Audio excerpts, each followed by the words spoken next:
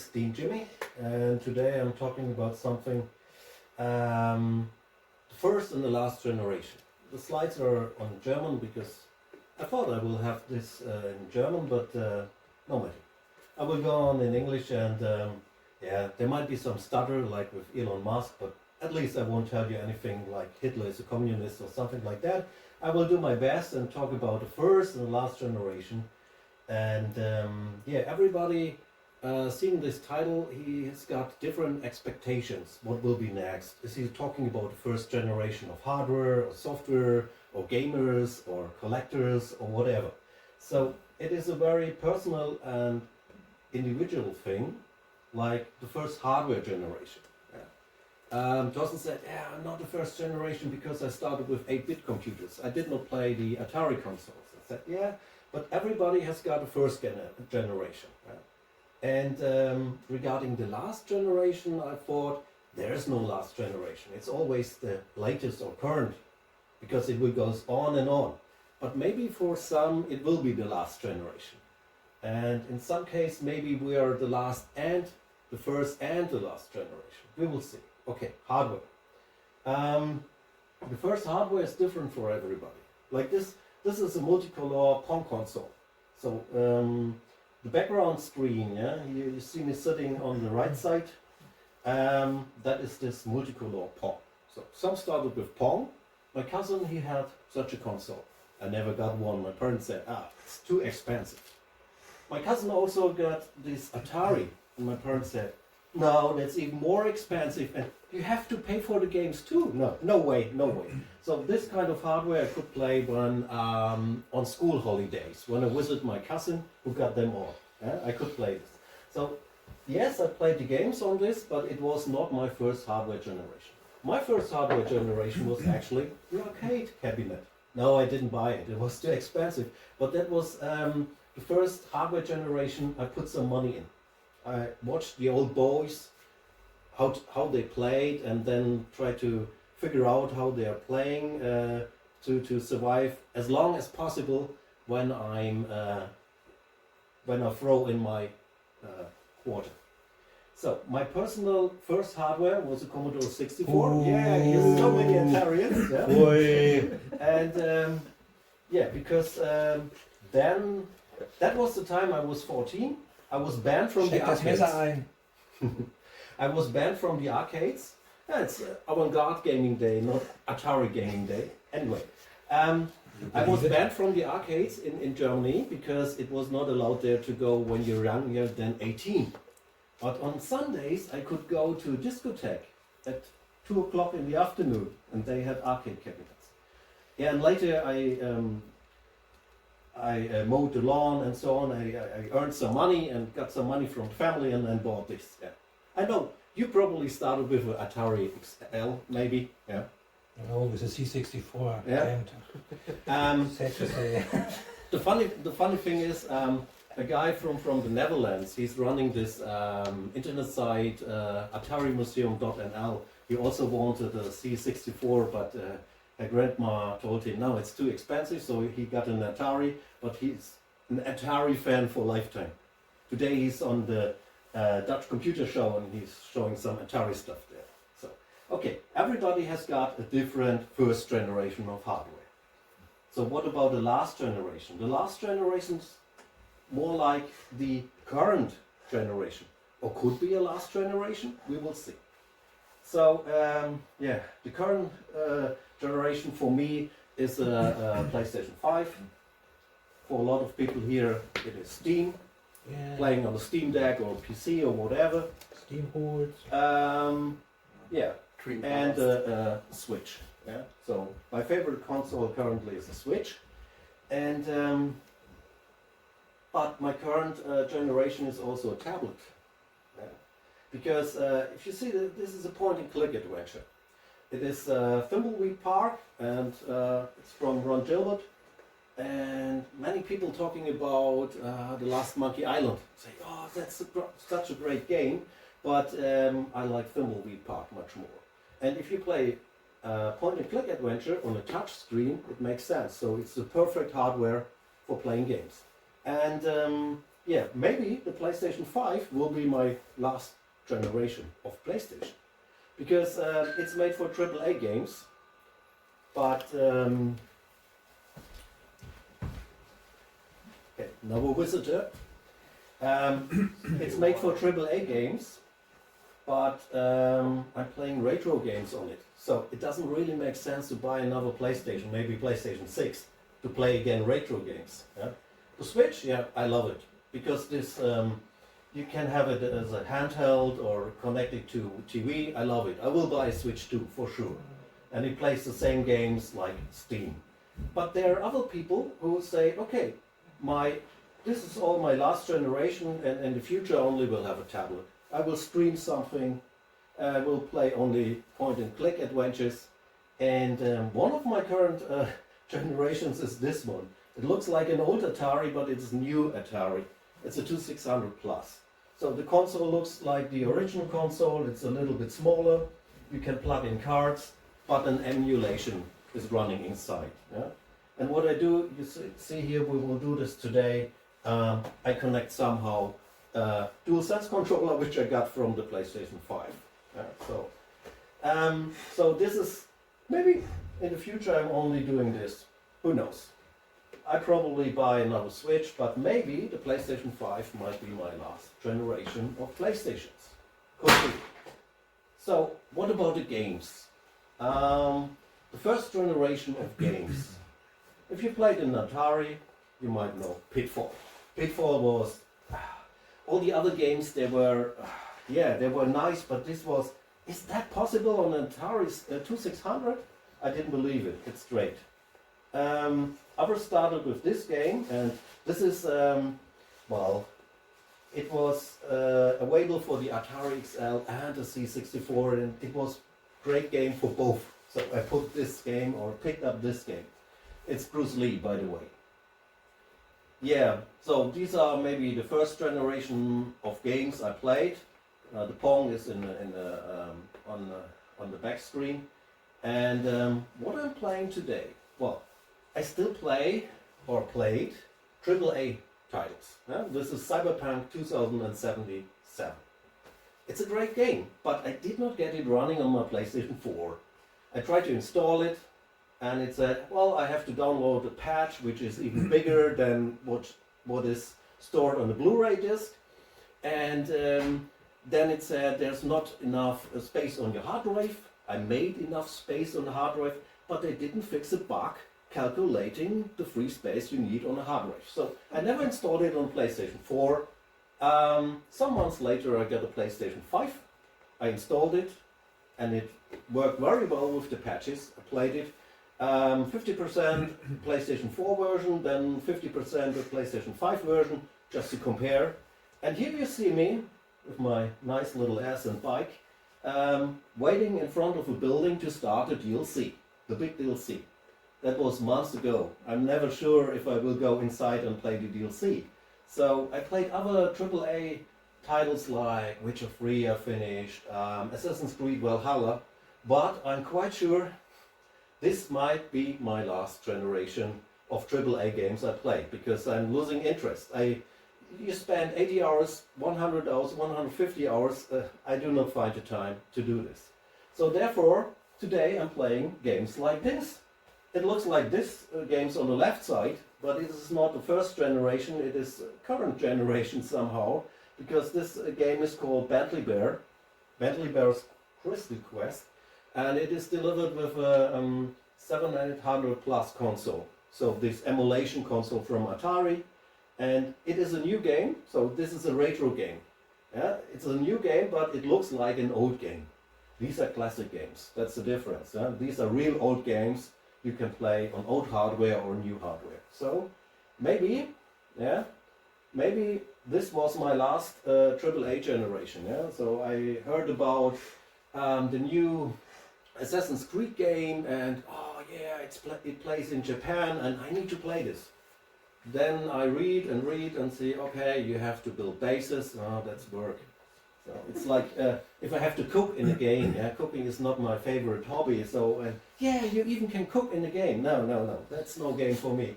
So yeah, maybe AAA generation is off, but I might go back to the original type of gaming. So, yeah, and now I come to the point why I believe our generation might be also the last generation doing gaming like we do it. If we talk about collecting. Does collecting make any sense in the future? We will see. So, what you can collect consoles. There's so many models and you need spare parts, of course. Here I've got an old Atari, yeah, you see I modded it, and then I said, yeah, but I must get the Vader because it's black. My wife would say, hey, you're buying the same console, the one is black, and is there any difference? I say, yeah, it's like your deco, you know, you also need a black one and a white one, and yeah, so the cupboard is full with it. Okay, I need 2 of them at least. I bought Atari 7800, I modded it, but I said, oh, maybe a SCART version from France, that would be great, that would be great. So again, the same console. You see this, the photos are so nice because I sold them. I had 10 of them, 10 old Ataris, now I have 2. A 2600 and a 7800. I still need them, even I have the Plus consoles. I will explain this in another topic today. Okay, and yeah, today I have a 2600 Plus and a 7800 Plus, but I still kept 2 of the old consoles because I need them. But I do not need any more 12 of them. So, spare parts. Spare parts is those things, if they break, you can go to the shop and buy another one. The old ones you need to repair, and you need spare parts, and yeah, so you're going to such an event and the thing is broken, you need a second one. So, collecting consoles, PlayStation the same. I had all PlayStations, all type of models. I have a few still left, because the PlayStation 3 here above is my replacement for my PlayStation 1. I did not play a PlayStation 3 game for maybe 10 years, but I played the PlayStation 1 games there, because you see here, I can connect new controllers, yeah, via USB or wireless, yeah, any controller I want. Not those crap controls of the PlayStation 3 where the battery is gone in 5 minutes. Oh, it's gone. I have to load it, yeah. And you've got an HDMI output, yeah. I still got the PlayStation 2. Yeah, it's got output. I need to RetroTink 5X to get a picture on HDMI, but I use here receivers to play again with a PlayStation 5 controller. So I do not have so many controllers today than I used to have, because I use always the same controller on all my consoles. We'll see this later. Because, Amigas. I had all Amigas except an Amiga 3000. I sold them all except an Amiga 600 to play some kickoff. Yeah. Kickoff, yeah. Why? Because I put a Raspberry Pi in this lovely box, yeah, in this lovely case of an Amiga, and I run MAME, Sega Mega Drive, PC Engine, and Amiga. Because if you want to get certain Amiga games running and put it in a real Amiga, you need a degrader disk. I've got a ROM 2.0 and this runs only with 1.3. Okay, I have to disable the Fastman. Okay, I need more chipman. You're getting crazy, yeah, to get the games running. Here, I just simulate the perfect Amiga for this game. I save the configuration and I just play it.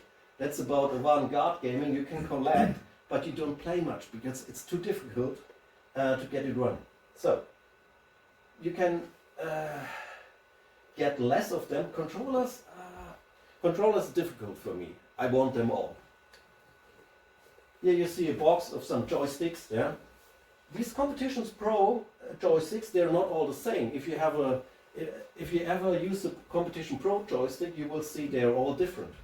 Especially if you're playing kickoff. Yeah, it makes a difference if they have here micro switches or these leaf switches. It's a big difference for playing kickoff, for example. Yeah? So yeah, I have many of them, but other controllers, I had quite a few. Look, this ProLine controller here. I had 4 of them, but I sold 3 of them. I kept just 1 of it because it looks so fantastic. But if I play longer than 10 minutes with it, yeah, my hands getting, yeah, so I need a doctor. That's the problem. So I still have a lot of controllers, even I sold some. Look at this controller. This is gaming porn, yeah, if you look at this picture. This controller, it is a combination of a joystick and paddles. Of course, the paddles were too small, so I put bigger knobs on it and so on. It's a very nice controller, I love it. I put in a switch that I can use it on an Atari 7800, and then you have your A and B button. Otherwise the buttons will have the same function. And you can use them as paddles, and they're just great. Yeah, food pedals, or feed pedals, not food, feed pedals. Yeah? You need pedals. Why? For example, on an Atari 2600, you're playing Stargate, which is Defender 2. Yeah? It is actually a two joystick game. So you need a joystick in port 1 and 2. So in port 1 you steer your ship and fire. And they expect with another joystick you drop your smart bomb, or you activate your clocking device or whatever. How should I do this? Yeah? So feed pedals. Yeah? So you steer with the joystick in one port, and smart bomb, and you beam yourself somewhere. So I needed that. Yeah, and PlayStation was the same. Look here, I've got an action game from the arcades, Parodius. I cannot play this with a typical PlayStation controller. I need an arcade stick, and so on.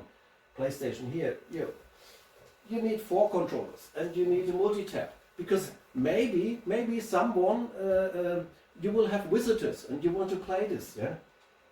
Okay, it's getting more and more. Hey, Namco and Necom. If you see this controller, you need to have it. Yeah, they are great.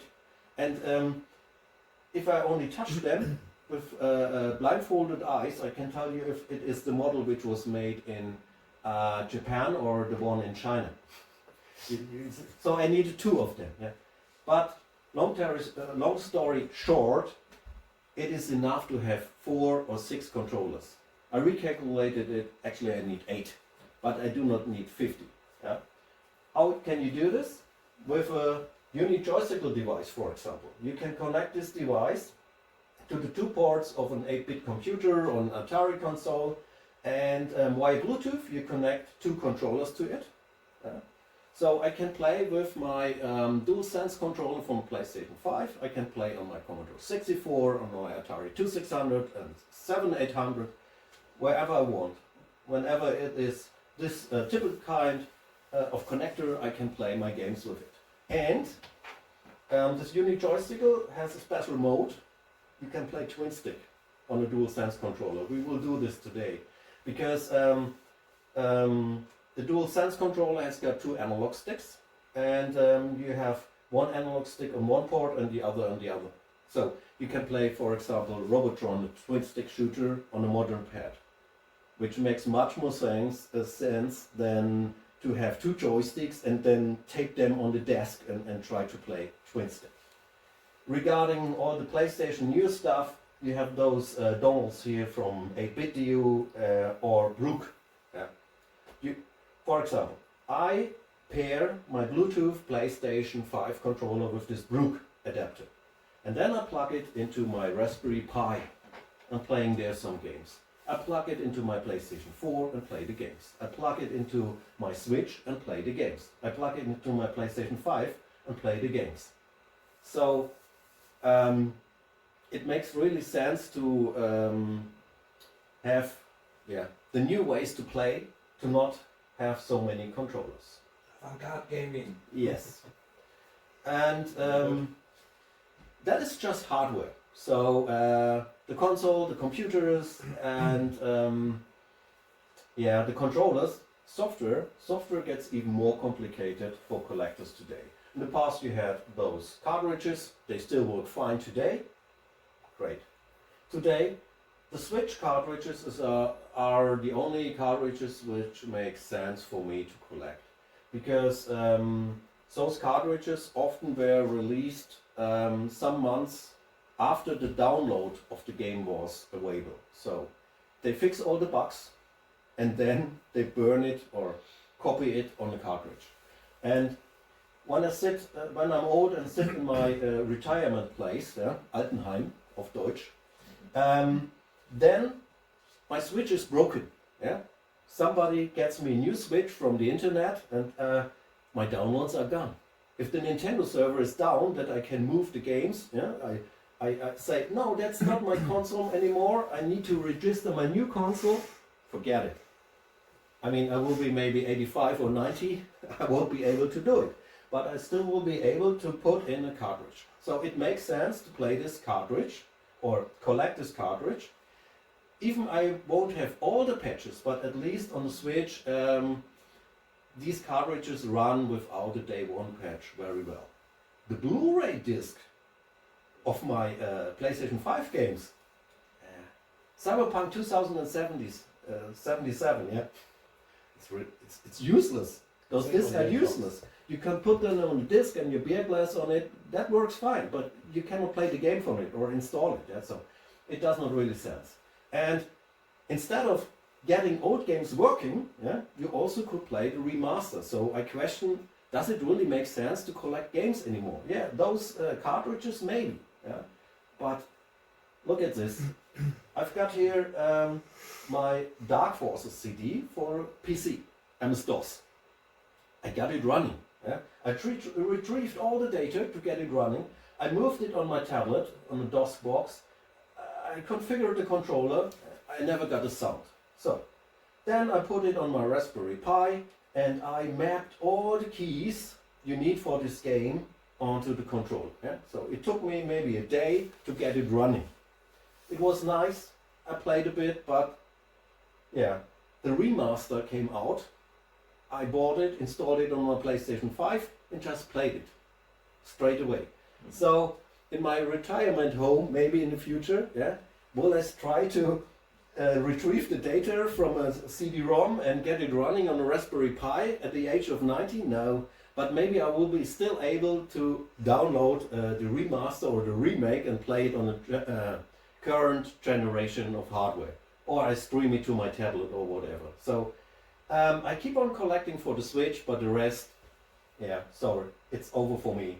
And sometimes it really makes sense to just get the remaster here. Crossout is another example. We tested this for Dr. Pong's Praxis last month, and a friend of mine, I let him play Crossout on the Commodore 64.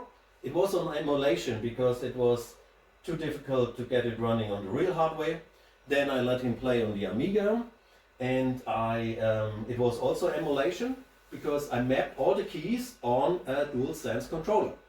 In that game, to control the speed, you have to press F1, 2, 3, 4, 5, yeah, to change the speed of your ship. You're dead. When you try to touch the keyboard, you're dead. So I mapped it on a controller, but even then, he didn't make it to the first end boss. Then we loaded just the...